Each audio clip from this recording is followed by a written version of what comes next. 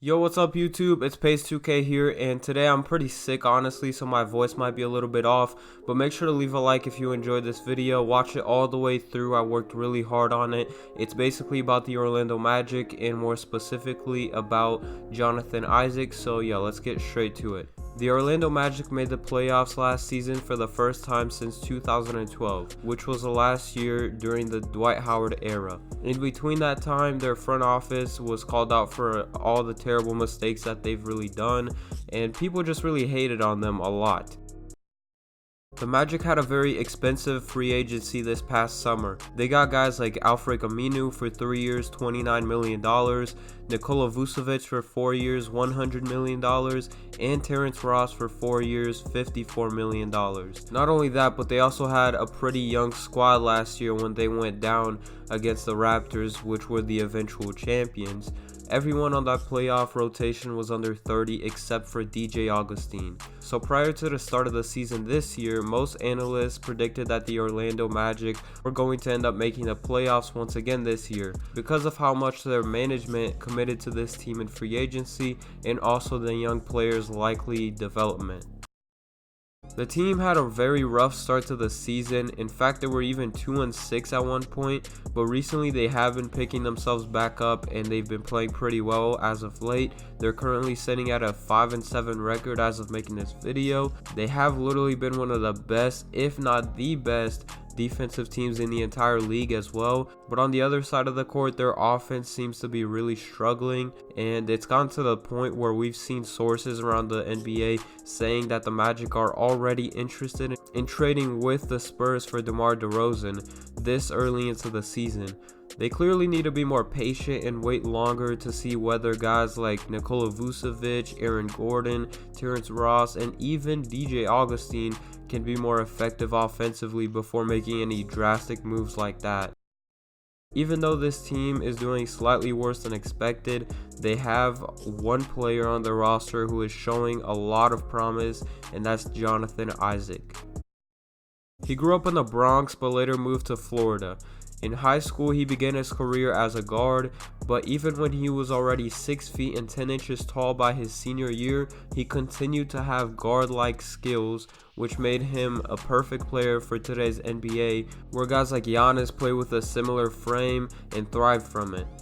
During his senior year in high school, he attended IMG Academy, where he averaged 18 points and 10 rebounds per game, and he led his team to a 21-10 record. ESPN rated him as the 12th best player in his class of 2016.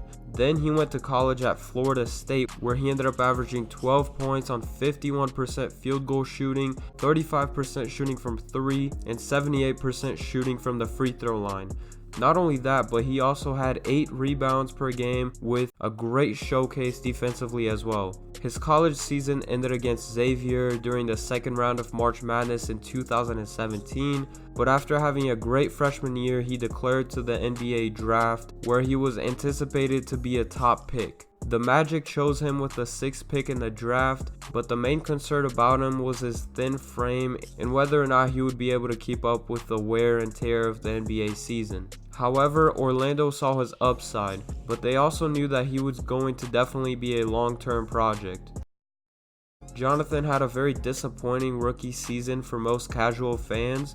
He only averaged 5 points on bat efficiency and 4 rebounds. They knew that he had some potential defensively, but most people somehow were already calling him a bust after his first year in the league.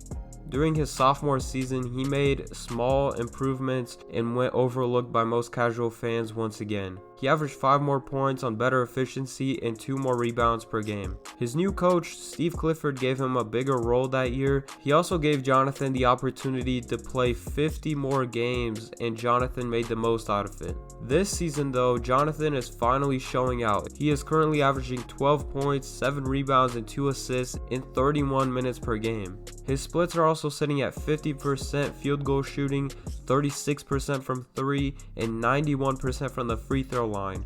Most importantly, he is leading the Magic to have a top 5 defensive team rating.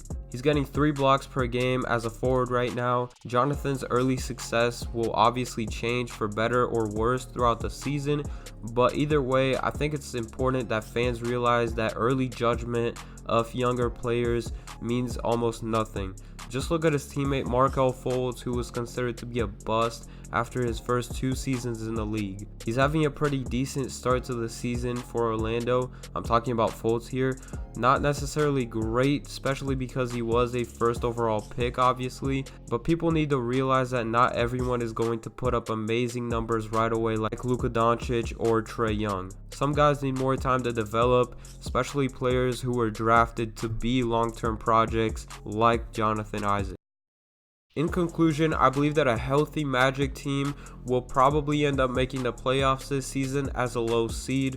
They need some of their guys to show more promise offensively, mainly Nikola Vucevic, Aaron Gordon, and also Terrence Ross. If that doesn't happen, then it's definitely possible that they end up looking for trades for an all-star caliber player like DeMar DeRozan from the Spurs. They should continue to invest a lot of time in their younger players, especially the trio of Jonathan Isaac, Markel Fultz, and even Mo Bamba, who I didn't talk about at all in this video, but he's also in a similar situation to a younger Jonathan Isaac, because people are already giving up on him and calling him a bust after his first season and the start of his second, pretty much just ignoring his incredible skill set that just hasn't translated to stats just yet. Orlando's front office has made a lot of questionable calls and a lot of mistakes just in general ever since the Dwight Howard era ended in 2012.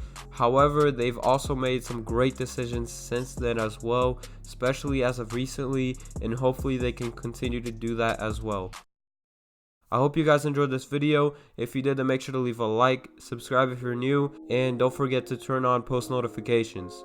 Also, make sure you comment down below any other video suggestions or feedback for me in this one too. Thank you, and I'll see you in the next video. Pace signing out.